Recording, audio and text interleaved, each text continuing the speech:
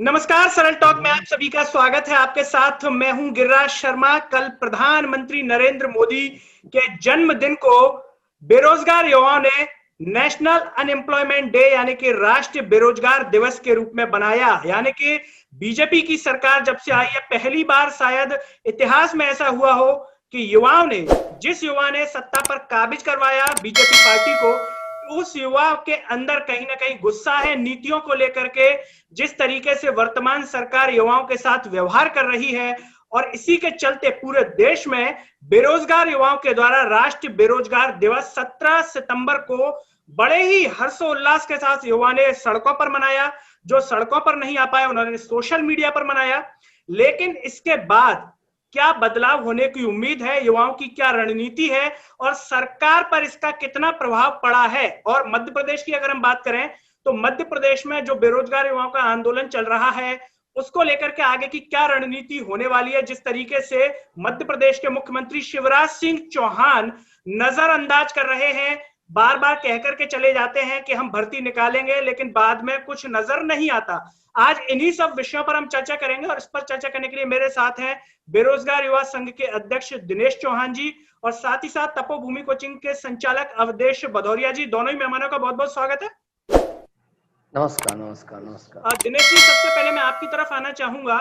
कल बेरोजगार युवा ने पूरे देश में राष्ट्रीय बेरोजगार दिवस मनाया। प्रधानमंत्री नरेंद्र मोदी जी का जो युवा इतना उनको लाइक करता था, जिस युवा की दम पर वो पार्टी केंद्र में आ पाई, अन्य राज्यों में आ पाई, क्या लगता है कल का ये जो राष्ट्रीय बेरोजगार दिवस मनाया गया है कहीं ना कहीं एक परिवर्तन की लहर है? युवा समझ रहा है कि हमारे रोजगार की बात नहीं हो रही है। जी बिल्कुल। ये बहुत ही आप ये सिर्फ बीजेपी की ना कहें, जब से प्रधानमंत्री की भारत में हमने जानना शुरू किया है अब तक में सबसे बड़ा एक इसे गिनीज बुक ऑफ मतलब वर्ल्ड रिकॉर्ड में नाम रखा जाएगा कि पहली बार इतने बड़े स्तर पर किसी प्रधानमंत्री के जन्म दिवस को बेरोजगार दिवस मनाया गया। और मनाया ही नहीं गया बल्कि कई प्रदेशों में तो लाठी डंडे चलाए गए युवाओं पर और उनके सिर भी फोड़े गए, जैसे कि आप हाल ही में उत्तर प्रदेश बाकी देख सकते हैं।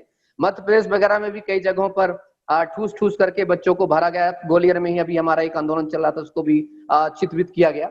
और ये आज जो युवा 2013 में परेशान हो चुका था किसको लेकर के, भ्रष्टाचार को लेकर, आप देखेंगे आपको याद होगा भ्रष्टाचार को लेकर के जो बेरोजगार युवा परेशान था 2013 में, तो नई उम्मीद की किरण दिखी थी कि नरेंद्र मोदी जी आएंगे और बेरोजगार लेके आएंगे, रोजगार लेके आएंगे। क्योंकि जो बेरोजगारी के स्तर था उनको ये लगता था बच्चों को कि अब ये जो मोदी साहब हैं, क्योंकि उन्होंने कहा मैं 2 नौकरियां हर साल पैदा करेंगे, 2 करोड़ नौकरियां। तो युवा को लगा अगर 2 करोड़ में अगर इस साल नहीं तो अगले साल तो मेरा नंबर लग ही जाएगा, है ना।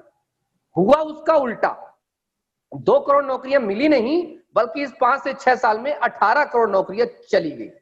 तो अब ऐसे में जो व्यक्ति एक बार 1 साल इंतजार करेगा, 2 साल इंतजार करेगा, 3 साल इंतजार करेगा, अंततः उसका मोह भंग होना तय है।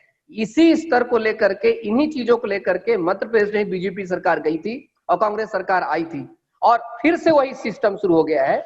लगातार पुलिस भर्ती की आप देख रहे हैं कि मांग चल रही है कि भैया 15,000 कांस्टेबल, 1500 एसआई की भर्ती एमपी में दे दीजिए। कोई बड़ी बात नहीं है इनके लिए, क्योंकि इससे ज्यादा, अभी भदौरिया सर बताएंगे कि इससे ज्यादा पद खाली हैं इसमें। लेकिन सरकार की जो मानसिक स्थिति है वह युवाओं के लिए दिखती ही नहीं है। युवा बस उनके मैनिफेस्टो में दिखता है, घोषणा पत्र में दिखता है। तो इसलिए आज एक परिवर्तन की लहर चल रही है और इन नेताओं को, चाहे वो प्रधानमंत्री हो, मुख्यमंत्री हो, कोई भी मंत्री हो, समझ लेना चाहिए कि अगर वक्त रहते हालात नहीं संभाले हम लोग तो ऐसा ना हो ये बेरोजगार युवा तख्ता पलट भी कर सकता है, कुछ भी कर सकता है। बिल्कुल।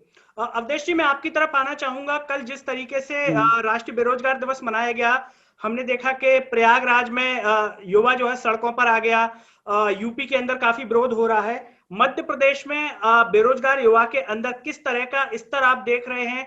क्या युवा अभी सिर्फ सोशल मीडिया पर है, सड़कों पर आने की उसे और आवश्यकता है, जरूरत है? क्योंकि कहीं ना कहीं एक चीज ये समझ में आ रही है कि नेताओं की अगर हम बात करें तो बयानबाजी करके चले जाते हैं कि हम 2 दिन में कर देंगे, 4 दिन में कर देंगे, लेकिन होता कुछ नहीं है।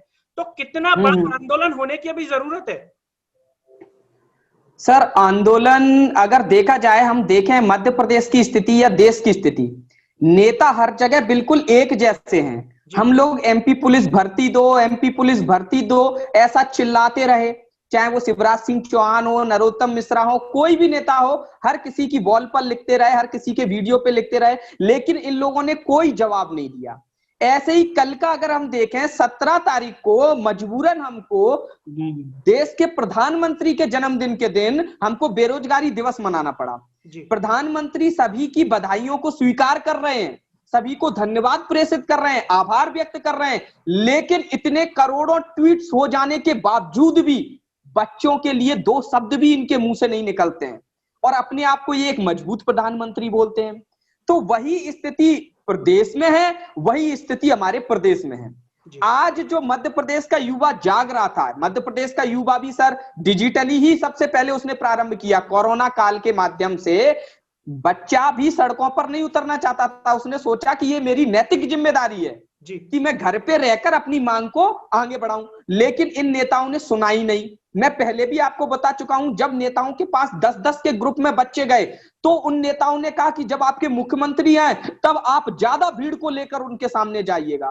तो कोरोना काल में ये लोग खुद हमको जबरन सड़कों पर लाने का प्रयास किए नेता लोग, और जब बच्चे सड़कों पर आए तो 4 सितंबर का मैं आपको सर ध्यान दिलाऊं कि लाठियां पड़ी, लाठियां तक हम सहन कर लेते, लातें पड़ी, लड़कियों के कपड़े तक फाड़े गए और 188 धारा लगा दी गई, जबकि हमारे मुंह पर मास्क लगे हुए थे, हाथों में सैनिटाइजर थे। आज हम देख रहे हैं कि कमलनाथ की सभाएं हो रही हैं, उनमें भीड़ इकट्ठी हो रही है, भाजपा की सभा हो रही है, उनमें भीड़ इकट्ठी हो रही है।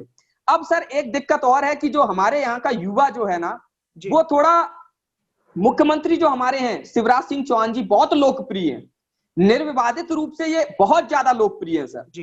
ये कितनी भी घोषणाएं कर दें, लेकिन फिर भी हमारे दिल में कहीं ना कहीं इनके लिए एक मामा वाला अंश है जी। तो जब हम लोग उग्रता के साथ अपना प्रदर्शन इनकी रैलियों में कर रहे थे, इनको कोई भी जहां जहां ये जा रहे थे वहां वहां हम लोग इनसे मांग रख रहे थे अपनी मांगों की, तो इन्होंने डर के हमको बहला फुसला के 16 तारीख को भर्ती निकाल देंगे तुम्हारी, ऐसा करके अपना काम निकाल लिया। अब यह है कि अब युवा बहुत ज्यादा आक्रोशित है, बस युवा को एक प्लेटफॉर्म चाहिए। अगर युवा को वो प्लेटफॉर्म दे दिया जाता है तो मैं बता रहा हूं कि मध्य प्रदेश से लाखों युवा सड़कों पर उतरेंगे और तख्ता पलट करके रहेंगे जी। दिनेश जी, मैं आपकी तरफ आना चाहूंगा। जैसा कि अवधेश जी ने कहा कि एक सॉफ्ट कॉर्नर शिवराज सिंह चौहान के लिए मन में है, प्रदेश के युवाओं में मामा वाली जो भावना है, लेकिन कल हम एक सोशल मीडिया पर वीडियो देख रहे थे कि शिवराज सिंह चौहान कह रहे हैं कि आप जो शांत हो जाइए, अगर मामा गुस्सा हो गया, नाराज हो गया तो दिक्कत हो जाएगी। इस तरीके का बयान जो है प्रदेश के मुख्यमंत्री के द्वारा कहा जाना, किस रूप में देखते हैं आप इसको?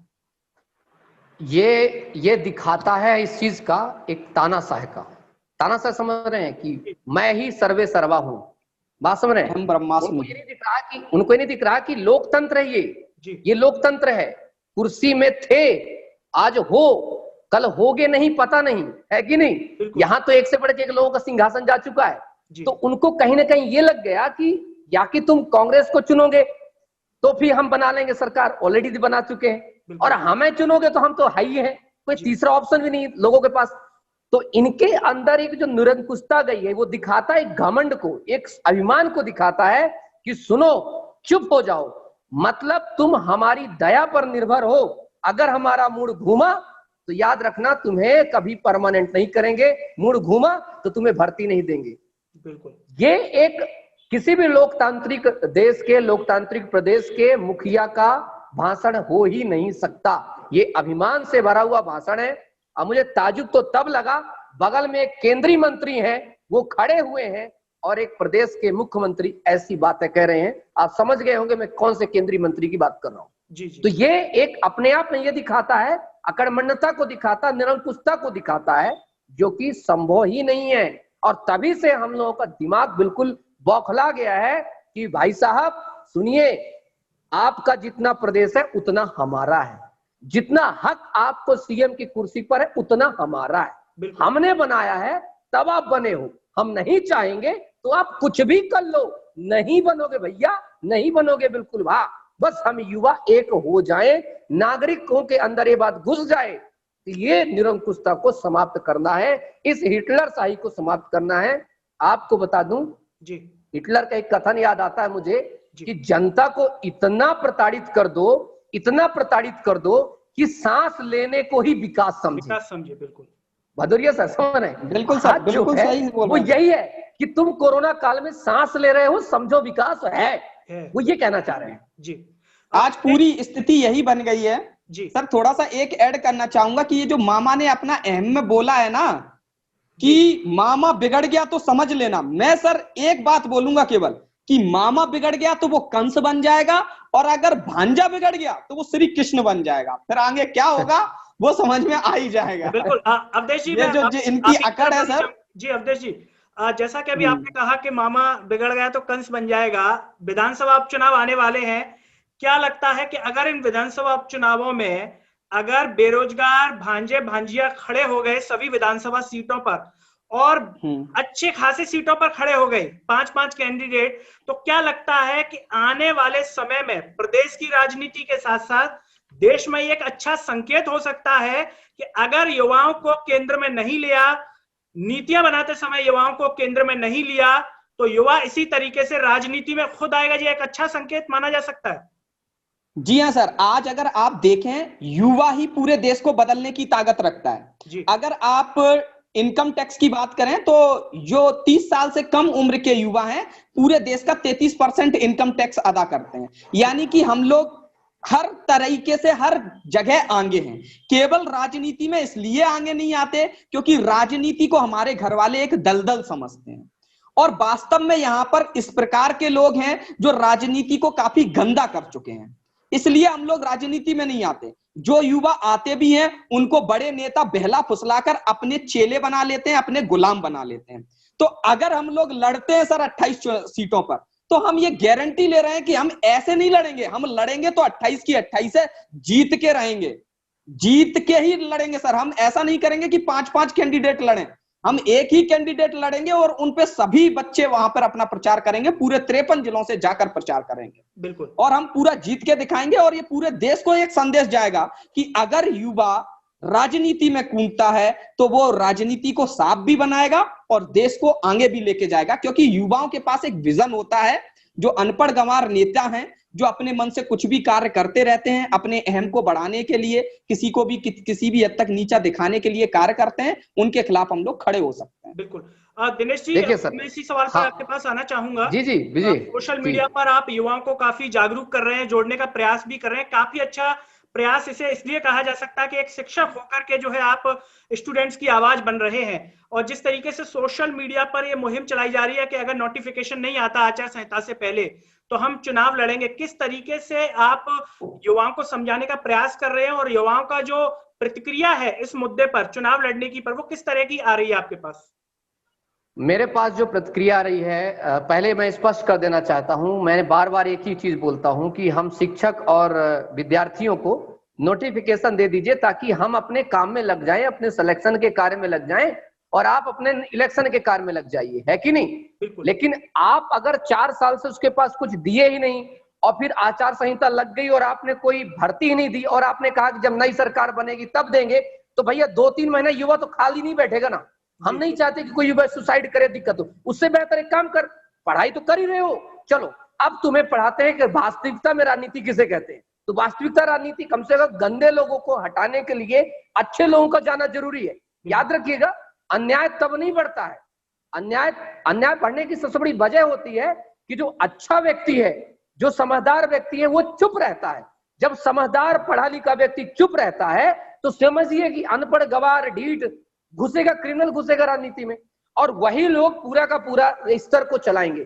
तो मेरे पास जो प्रतिक्रिया आ रही है 99% लोगों की आ रही है, गुरुजी अब आवश्यकता है कि युवा ही संभाले इस देश को जी, क्योंकि ये इस देश में जो चाहे केंद्र सरकार हो चाहे राज्य सरकार हो, इन्होंने ध्यान दिया आर्थिक समृद्धि को। तो ये हमेशा बताएंगे जीडीपी इतनी हो गई है और एनडीपी इतनी हो गई है, ये बताएंगे नेशनल कैपिटल इनकम इतना चल रहा है, ये नहीं बताएंगे कि आज आवश्यकता आर्थिक समृद्धि की नहीं, आर्थिक विकास की है। और आर्थिक विकास में सबसे पहला महत्वपूर्ण बिंदु होता है बेरोजगारी, अशिक्षा, निर्धनता, और आप देखेंगे भूखमरी। आप इनको नहीं बताएंगे, इन डाटों को आप खत्म करेंगे। अभी आप देखेंगे एक डाटा आया करता था श्रम मंत्रालय की तरफ से एक रोजगार का कि कितने लोगों को रोजगार मिला। 2016 से उसको बंद कर दिया गया, मीडिया भी कुछ नहीं बोल रहे उसके बारे में। और 2016 से इसलिए बंद कर दिया गया क्योंकि हर साल वो बताता था कि कितने बेरोजगार पैदा हो रहे हैं। तो उनकी सरकार की बहुत ज्यादा भर्त्सना होती थी पूरे विश्व। सोचिए, सरकार ने उस इतने सालों से चली आ रही एक रिपोर्ट को बंद कर दिया। तो खुद समझ सकते हैं सरकार आर्थिक विकास की ओर ध्यान ही नहीं देना चाहती है। तो सारे युवा जो हैं वो यही कहते हैं, सर चुनाव में तो अब आना ही पड़ेगा, जो होगा देखा जाएगा। फिर भी मैं आखिरी तक समझा रहा हूं युवाओं को भी, सरकार को भी, नोटिफिकेशन दे दीजिए, मजबूर मत कीजिए आने में। क्योंकि अगर हम आ गए तो हमारे साथ पूरा परिवार आएगा, पड़ोस आएगा, मामा मामी चाचा चाची सब आएंगे, तब बहुत दिक्कत होगी। क्योंकि सभी घर को चाहिए एक रोजगार व्यक्ति, हर घर में एक परिवार में एक रोजगार व्यक्ति चाहिए ताकि अपने घर को चला सके। और अगर ऐसा नहीं करते हैं तब तो युवा के पास ऑप्शन, आप ही कह रहे हैं ना, आप ही तो ऑप्शन नहीं बचा रहे इसके लिए। आप ना तो कोई नोटिफिकेशन दे रहे हैं, भर्तियां नहीं दे रहे हैं, कुछ नहीं दे रहे हैं, तो क्या करेगा? बैठा रहे घर में। तो इससे बेटर की बैठा रहे तो कुछ तो करे। तो हम ये समझेंगे कि 28 जो विधायक की सीट निकली है, कम से कम हम ये सोचेंगे कि आवेदन पत्र निकला है, उसमें फॉर्म भरो, सैलरी है 2,10,000, अच्छी चीज है, क्या दिक्कत है इसमें? बिल्कुल। अवधेश जी, मैं आपकी तरफ आना चाहूंगा। जिस तरीके से इस आंदोलन में नेताओं के भाव समझ में आ रहे हैं, प्रतिक्रिया समझ में आ रही है, तो उससे वो याद आ जाता है एक नायक फिल्म का डायलॉग कि लोग मरते हैं तो मरने दो, चिल्लाते हैं तो चिल्लाने दो, पहले चिल्लाएंगे फिर खामोश हो जाएंगे, चुप हो जाएंगे। तो क्या लगता है कि नेताओं के मन में, प्रदेश के जो मुखिया हैं, गृह मंत्री जी हैं, क्या इसी प्रकार के भाव आ रहे हैं कि युवा थोड़ी देर चिल्लाएंगे सोशल मीडिया पर, रोड पर आ जाएंगे, फिर शांत हो जाएंगे? इस कार्यक्रम के माध्यम से क्या कहेंगे आप? युवा में जागरूकता निश्चित तौर पर बढ़ी है, इस बात से इनकार नहीं किया जा सकता है, लेकिन आगे युवा का, अब जो आगे आया है, कितना और आगे आने की आवश्यकता है? और ये जो मन में नेताओं का जो विचार है, इसको किस तरीके से बाहर लाने की आवश्यकता है? सर, सबसे पहली बात तो मैं सर बहुत बहुत धन्यवाद देना चाहूंगा चौहान सर को जी, कि वो गए, उस नेता को इतना मजबूर कर दिया कि अपने अंदर का भाव उसने बाहर निकाल दिया कि मरते हैं तो मरने दो। और ये सच्चाई है सर। उन सभी को पता है कि ये जो युवा हैं, ये कुछ दिन हल्ला करेंगे, फिर हम इनके पापा, इनके चाचा, इन लोगों के पास जाएंगे, उनको भाई साहब बोलेंगे, उनकी चरण वंदना करेंगे, सबके वोट ले आएंगे और बाद में 5 साल बैठ के खाएंगे जी। उनको पता है। लेकिन सर, अब इस आंदोलन में शिक्षक भी बच्चों के साथ है। सर, हम पूरे साल भर पढ़ाते हैं जी। हम 3-3, 4-4 साल से पढ़ा रहे हैं, कोई वैकेंसी नहीं आ रही है। अगर हम रोज पढ़ा सकते हैं तो बच्चों को रोज उनके अधिकारों के लिए मोटिवेट भी कर सकते हैं। बिल्कुल। तो इनको ये जो लगता है कि इनका तो रोज का काम है नेता नगरी, तो ये तो चलाते रहेंगे, बच्चे भूल जाएंगे। हम बच्चों को अब भूलने नहीं देंगे। अब बच्चों को तैयार किया जाएगा और इनकी जड़ों को खोखला किया जाएगा। बिल्कुल। दिनेश जी, मैं आपकी तरफ आना चाहूंगा। जैसा कि अवधेश जी ने कहा कि शिक्षक भी जो है युवा के साथ है, ऐसे में कई बार ये देखने में आता है कि जब कोई आंदोलन खड़े होते हैं और बात होती है शिक्षक की, पढ़ाई की या छात्रों की, तो ऐसे भी लोग कई निकल करके आ जाते हैं जो कहते हैं कि राजनीति हो रही है, आपको तो पढ़ाई से मतलब है, ये नहीं करना चाहिए, वो नहीं करना चाहिए। लेकिन इसका एक पहलू अगर हम देखें तो हकीकत ये भी होती है कि जब जगह आएगी ही नहीं, जब परीक्षा होगी नहीं, तो लड़का क्या पढ़ेगा, किसके लिए तैयारी करेगा? ऐसे में ये महत्वपूर्ण हो जाता है कि वो आवाज उठाए। इसमें कोई गलत भी नहीं है और ये राजनीति भी नहीं है, एक तरीके से अपने हक के लिए लड़ना। तो ऐसे में कई शिक्षक कई बार बच्चों को इस तरीके से कहते हैं। इसे किस रूप में देखते हैं आप? क्योंकि जो भी लोग हमारा एक कार्यक्रम देख रहे हैं, उन्हें भी कहीं ना कहीं इससे एक चीज क्लियर होगी। बच्चों के मन में कई बार भ्रांतियां आ जाती हैं। कुछ लोग कहते हैं आप तो राजनीति कर रहे हो, जबकि वो अपने अधिकारों के लिए लड़ रहा है। अगर एक पढ़ा लिखा व्यक्ति, एक स्टूडेंट्स अगर अपने अधिकारों के लिए नहीं लड़ेगा तो फिर हम किसको कहेंगे? मैं आपको बता देना चाहता हूं, आपने एक नायक फिल्म का डायलॉग बोला था, तो उसी का उदाहरण देते हुए आगे बढ़ूंगा जी। क्या होता है उसमें, पारेश रावल साहब एक्टिंग करते हैं और बोलते हैं, बताते हैं अनिल कपूर जी को, बोलते हैं कि देखो जी, क्या होता है कि जब पढ़ा लिखा व्यक्ति सरकारी नौकरी, प्राइवेट नौकरी, ये सब चला जाता है, और जो क्रिमिनल, बाकी जो बचे हुए भ्रष्टाचारी होते हैं, पहुंच जाते हैं, राजनेता बन जाते हैं जी। और उसके बाद जब शुरू करते हैं आतंक मचाना और भ्रष्टाचार करना और देश को गिराना शुरू करते हैं, लूटना खसोटना शुरू करते हैं, तो जो पढ़ा लिखा व्यक्ति है अपनी पत्नी के साथ बैठ के कहता है अखबार देखते हुए, बाबू देश ना बहुत बर्बाद होता जा रहा है। बाबू भी कहती है हाँ सोना तुम सही कह रहे हो, देश तो बर्बाद होता जा रहा है। तो एक मैसेज देते हैं, देश बर्बाद क्यों नहीं होगा?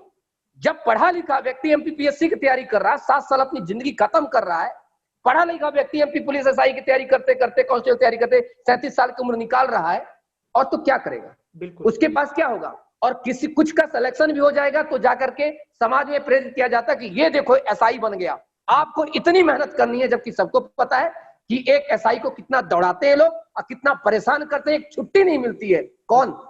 यही 9वीं फेल 8वीं फेल मंत्री। तो सही में ताकत कहां पर है?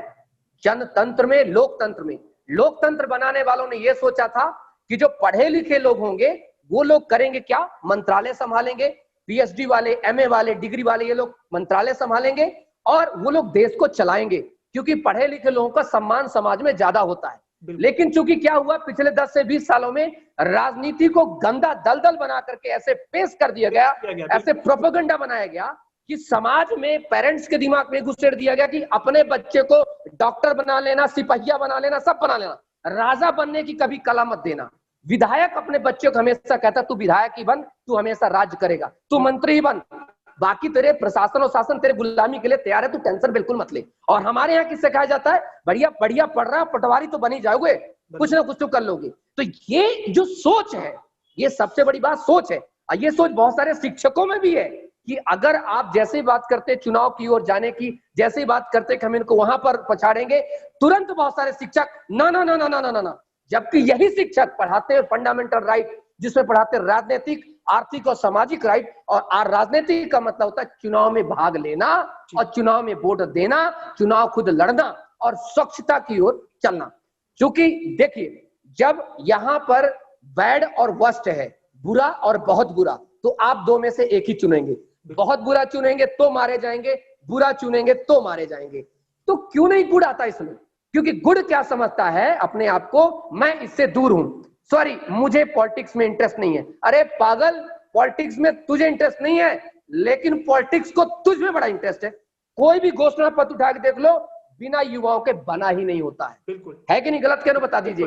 कोई भी घोषणा पत्रों को जिसमें लिखा रहेगा हम युवाओं को इतने करोड़ रोजगार देंगे, युवा कहता वाह वाह वाह वाह, बहुत मजा आ गया। वो संघ ढपोल वाली बात है कि आपको मैं 10 रुपए दूंगा, जैसे बोलोगे दे 10 रुपए, तो बोलेगा मैं आपको 20 रुपए दूंगा, बोलेगा दे 20 रुपए, बोलेगा मैं आपको 40 रुपए, बोलेगा दे 40 रुपए। तो संघ ढपोल की कहानी चल रही है यहाँ पर रोजगार देना नहीं, चीजें उपलब्ध कराना नहीं, क्योंकि इनको अच्छे से पता है कि हमने इनके अंदर इतना डर पैदा कर दिया है, मानसिक नपुंसक इतना बना दिए हैं कि कभी भी रात में भी सपने में राजनीति में आने की नहीं सोच सकते। बिल्कुल, क्योंकि राजनीति बुरी नहीं है सर जी, बुरे लोगों ने उसको बुरा बना दिया है। राजनीति का मतलब होता है राज्य को चलाने की पॉलिसी, अर्थात जिससे राज्य चल सके, रोजगार मिले, शिक्षा मिले, सबके साथ एक अच्छा भाव पैदा हो सके, समाज में समरसता पैदा हो सके, उद्योगों को उत्थान हो सके, पुलिस भर्ती, ये सारी भर्तियों को समुचित तरीके निकाला जा सके। वो तब निकाला जाएगा जब एक पढ़ा लिखा व्यक्ति वहां पहुंचेगा, अब तो समझेगा बाकियों को क्या हो सकता पड़ती इन सब चीज से। तो आज ये जो युवा है, 99% युवा फेवर में है, बहुत सही कर रहे हैं। 1% वो युवा है जो मानसिक नपुंसक है, जिसको ये नहीं पता कि राजनीति को भी ये समझा करो कि पटवारी का फॉर्म भरना है, कांस्टेबल का फॉर्म आया है भर दो। डर पैदा करो इनके अंदर कि अब वो युवा नहीं है कि बस ये फॉर्म भरेगा कांस्टेबल का। एक सीट अगर खाली है विधायक की, तो उसमें कम से कम मैं कहता हूं 1000 लोग भरो। डर पैदा करो उनके अंदर, और डर पैदा होगा तो उनको पता चलेगा कि इनको बिजी रखो, इनको बिजी रखो भर्तियों में, इनको बिजी रखो नोटिफिकेशन, इनको बिजी रखो एमपीपीएससी कांस्टेबल में, नहीं तो हमारा राजनीतिक भविष्य खतरे में है। ये पैदा करना डर, और मेरा उद्देश्य सिर्फ डर पैदा करना है, खौफ पैदा करना इन समस्त नेताओं में कि तुम ही बस नहीं हो, अब आ रहा है पढ़ा लिखा वाला व्यक्ति, उसको जगह दो, और नहीं दोगे वो खुद जगह ले लेगा, क्योंकि लोकतंत्र है। ये एक हमारी प्रतिक्रिया है जो मेरा संदेश देना चाहता हूं मैं समाज को, और कुछ नहीं सर। अवधेश जी, जैसे कल अगर हम बात करें 17 सितंबर की, ट्विटर पर राष्ट्रीय बेरोजगार दिवस और नेशनल अनएम्प्लॉयमेंट डे ट्रेंड करने लगा, एक पहले और दूसरे नंबर पर। यानी कि साफ तौर पर वर्ल्ड लेवल पर यह बता दिया गया कि अगर युवा एक हो जाए तो एक दिन में किसी की भी लोकप्रियता खतरे में आ सकती है। प्रधानमंत्री मोदी की लोकप्रियता पर एक सवाल उठा दिया, चाहे वो मन की बात हो, चाहे वो उनके जन्मदिन पर लेकर के हो। तो क्या लगता है कि इससे एक डर का भाव नेताओं के अंदर गया होगा, सरकार के अंदर गया होगा, या यही भाव ये जो युवा ने शक्ति दिखाई है सोशल मीडिया पर, ये अगर सड़कों पर आ गई तो जो सरकारें हैं उनके परकच्छे उड़ जाएंगे? सर मैं सबसे पहले तो ये बताऊं कि सरकार के मन में क्या भाव आया होगा, नेताओं के मन में क्या भाव आया होगा, ये तो सर मुझे नहीं पता, लेकिन युवाओं के मन में क्या भाव आया मैं बताऊं सर। जिस दिन मन की बात को डिसलाइक किया था उस दिन बच्चों ने मोदी जी को डिसलाइक नहीं किया था, केवल मन की बात को डिसलाइक इसलिए किया ताकि उनकी बात को वो लोग सुने।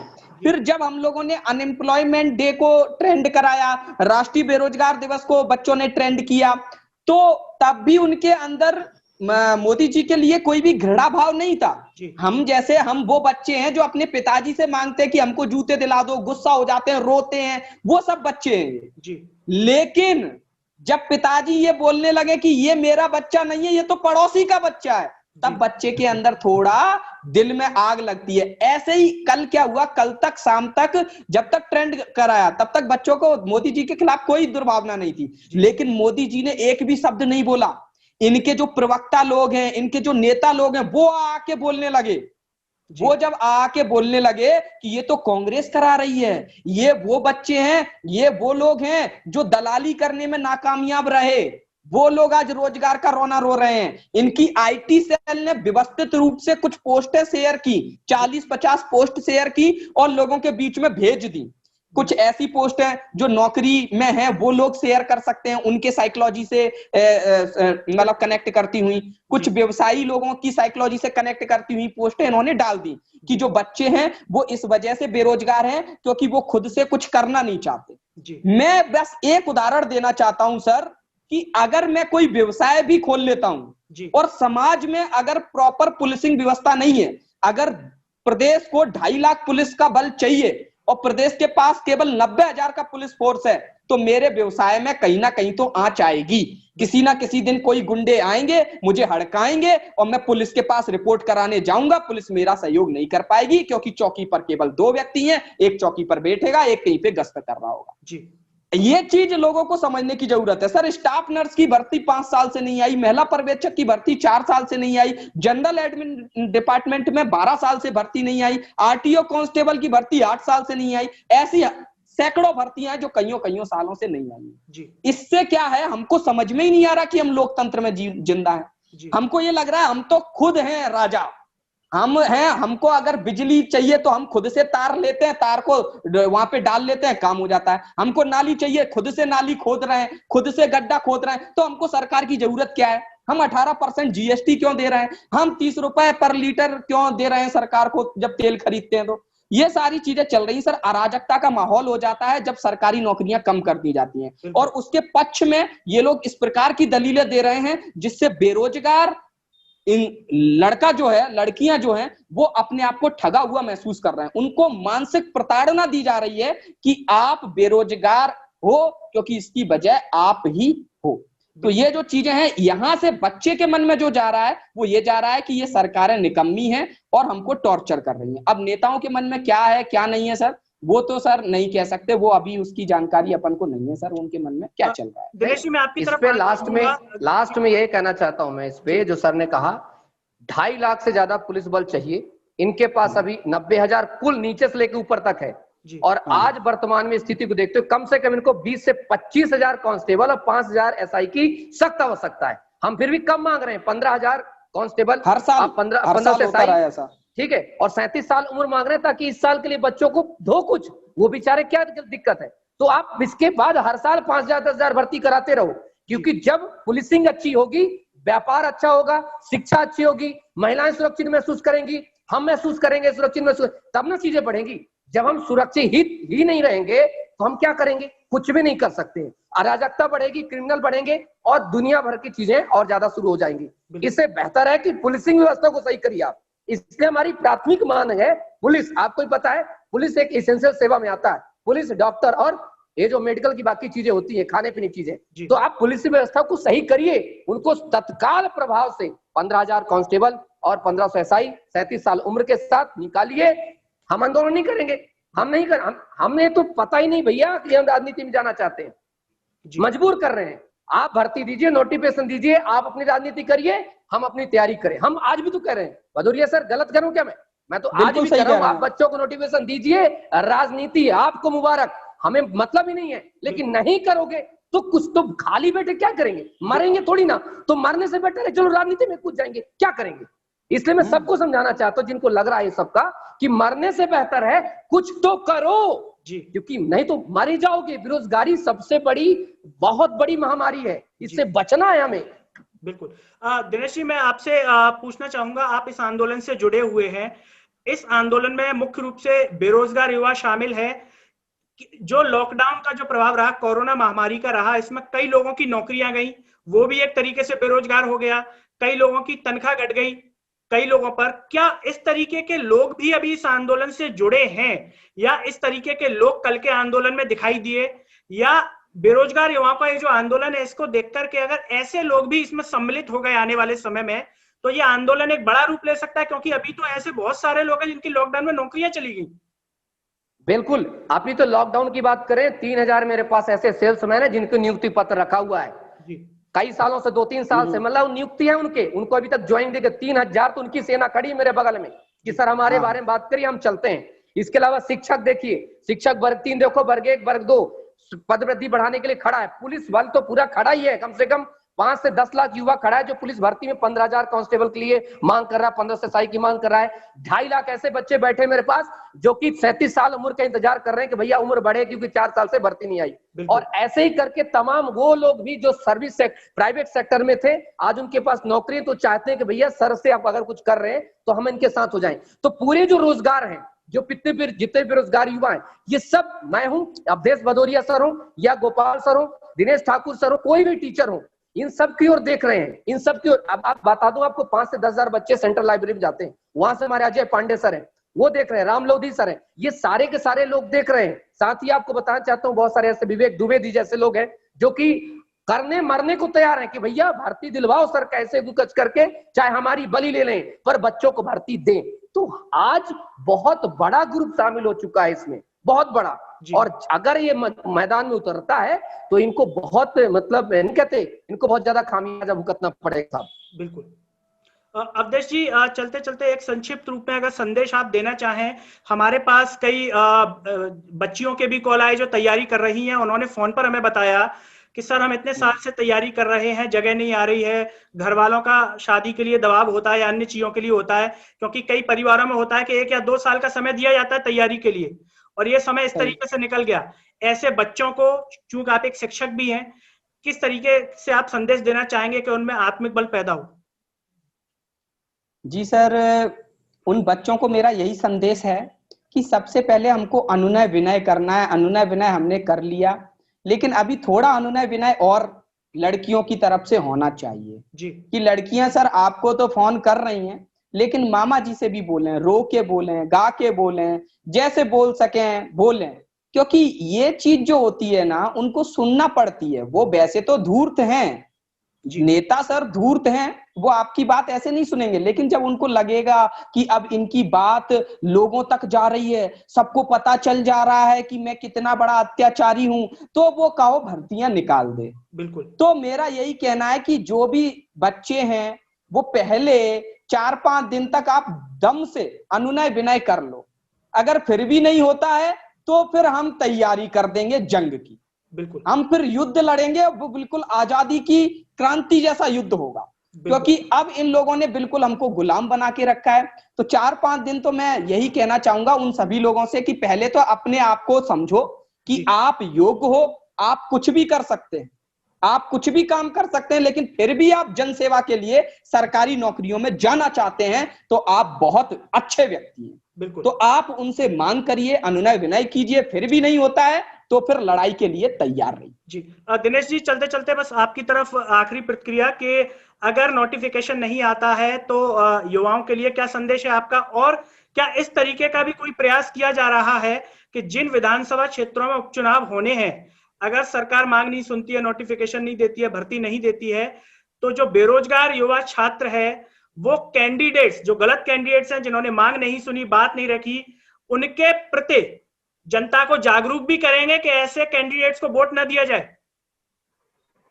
जी, अगर भर्ती नहीं आती आचार संहिता के पहले और कुछ भी चीजें नहीं देती सरकार, तो जहां जहां 27 की 28 विधानसभाओं पर मैं और भदौरिया सर तो स्वयं उपस्थित रहेंगे, चाहे कोई जाए चाहे ना जाए। और जहां हम जाएंगे वहां लाखों की भीड़ जाएगी, तय है। और हम जाएंगे, घर घर में बताएंगे कि वही लोग हैं जो तुम्हारे युवाओं को मार रहे हैं, तुम्हारे बच्चे आत्महत्या करने जैसी चीजों पर प्रेरित हो रहे हैं। ये वही लोग हैं जो तुम्हारे बच्चों के 4-4 साल 5-5 साल खा लिए। ये वही युवा हैं जो तुम्हारी बच्चियों के कपड़े फाड़वा रहे हैं। ये वही लोग हैं जो तुम्हारे बच्चों के साथ जो उन अधिकारों का हनन कर रहे हैं। और साथ में आवश्यकता पड़ती है 28 के 28 विधानसभा सीटों पर युवाओं को खड़ा किया जाएगा। वोट ही काटो, हारने के ही सही, कम से कम खड़े होंगे तो पूरे ही विश्व में ही एक संदेश जाएगा कि बेरोजगारों ने आखिरकार 28 के 28 सीटों पर लड़ा। सिर्फ हिंदुस्तान के नहीं, पूरे विश्व में एक खबर जाएगी कि 28 सीटों पर आखिरकार बेरोजगार युवाओं को, शिक्षित युवाओं को क्यों लड़ना पड़ा, वो हम लड़ेंगे। बिल्कुल। तो दोस्तों, ये थे हमारे साथ बेरोजगार युवा संघ के अध्यक्ष दिनेश चौहान जी और साथ ही साथ शिक्षक अवधेश भदौरिया जी, जिन्होंने साफ तौर पर कहा कि राजनीति में आना हमारा उद्देश्य नहीं है, हमें सिर्फ नोटिफिकेशन चाहिए। हम ये नहीं कह रहे कि एग्जाम करवा दीजिए, वो भी अगर वर्तमान सरकार, शिवराज सरकार नहीं कर पा रही है तो ये शिवराज मामा के लिए जो है एक निंदनीय वाला विषय है। उन्हें सोचना चाहिए कि जिन प्रदेश के युवा को वो भांजे भांजिया कह रहे हैं, उसकी बातों को इस तरीके से इग्नोर किया जा रहा है और अहम में कहा जा रहा है कि मामा का दिमाग खराब हो गया। तो अवधेश भदौरिया जी ने साफ तौर पर कहा कि अगर मामा का दिमाग खराब हो गया तो आप कंस मामा होंगे, लेकिन भांजे तो श्री कृष्ण के रूप में 28 विधानसभा जो चुनाव सीटें हैं उन पर उतरेंगे। और सरल टॉक के माध्यम से भी हमारी सरकार से सिर्फ यही दरखास्त है कि युवाओं की सिर्फ इतनी सी मांग है, युवा पढ़ना चाहता है, आत्मनिर्भर बनना चाहता है, अपने माता पिता का सहारा बनना चाहता है, वो राजनीति में नहीं आना चाहता, लेकिन अगर मजबूर किया जाएगा तो वो राजनीति में भी आने को तैयार है और लोगों को जागरूक करने को भी तैयार है कि जो नेता हमारी बात नहीं सुनेंगे, वो किसी भी दल के हों, कांग्रेस के, आम आदमी पार्टी के, बीजेपी के, बसपा के, उन्हें दरकिनार किया जाएगा। उन्हें क्षेत्र में उनके बारे में लोगों को जागरूक किया जाएगा, साफ तौर पर संदेश है। साथ ही जो बच्चियां तैयारी कर रही हैं उनको लेकर भी अवधेश जी ने संदेश दिया कि वो खुद को मजबूत बनाएं और विरोध प्रदर्शन करने की आवश्यकता है। और युवा ने अपनी ताकत सोशल मीडिया पर कल दिखा दी कि किस तरीके से युवा ने ठान लिया, तो उन्होंने पीएम मोदी के जन्मदिन के हैशटैग को भी नीचे ला दिया। वही पीएम मोदी जो विश्व स्तर पर अपने आप को एक दावा करते हैं, पार्टी दावा करती है कि पीएम मोदी जी की लोकप्रियता इतनी है, तो युवा ने भी अपनी शक्ति का प्रदर्शन कर दिया कि युवा की लोकप्रियता कितनी है इस देश के अंदर। अगर वो चाहे तो एक दिन में हवा इधर से उधर बदल सकता है। अभी बाकी हम सरकार के ऊपर छोड़ते हैं कि सरकार युवा को किस रूप में लेती है, आने वाले समय में नोटिफिकेशन निकालती है नहीं निकालती है, लेकिन हमारी यही रिक्वेस्ट है कि नोटिफिकेशन जल्द से जल्द निकाला जाए, जिससे युवा तैयारी करे और इस प्रदेश को मजबूत बनाए और देश को मजबूत बनाए। दोस्तों, मेरे साथ फिलहाल इतना ही। अगले वीडियो में आपसे फिर होगी मुलाकात, तब तक के लिए मुझे दीजिए इजाजत। नमस्कार।